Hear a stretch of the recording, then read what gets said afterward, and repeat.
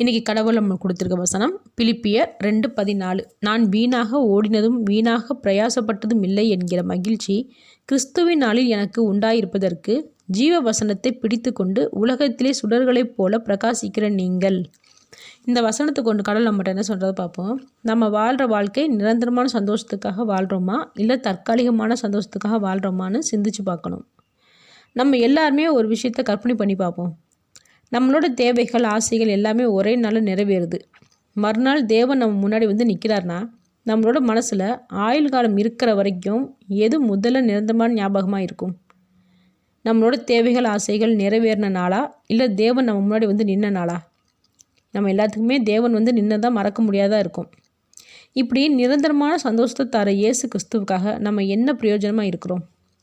சில பேர் நினைக்கலாம், தேவன் நம்ம முன்னாடி நிற்கலையே, பேசலையேன்னு. தேவனுக்கு பிரயோஜனமான விஷயத்த செய்யாமல் நம்ம வாழும்போது எப்படி தேவன் நம்ம முன்னாடி நிற்பார், பேசுவார்? அப்போ தேவனுடைய வசனங்களை எல்லாரிடத்துலையும் நம்ம கொண்டு போய் சேர்க்கும்போது நிச்சயமாக தேவன் நமக்கு வெளிப்படுவார். உலகம் கொடுக்குற சந்தோஷம் நிம்மதி நிரந்தரம் இல்லைன்னு தெரிஞ்சிருந்தோம் அதுக்காக ஓடி ஓடி உழைக்கிற ரெடியாக இருக்க நாம் நிரந்தரமான சந்தோஷத்தையும் சமாதானத்தையும் கொடுக்குற இயேசு கிறிஸ்துவுக்காக ஏன் ஓடி ஓடி உழைக்கக்கூடாது? தேவனை பற்றி எடுத்து சொல்கிற வேலை ஊழியக்காரங்களுக்கு மட்டும்தான் இருக்குன்னு நினைக்கக்கூடாது.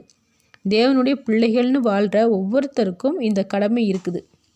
இதில் இருக்கிற சந்தோஷமும் திருப்தியும் வேறு எதுலேயுமே இல்லைன்றதை உணர்ந்து தேவனுக்கு பிரயோஜனம் உள்ளவங்களாக வாழுவோம். ஆமேன்.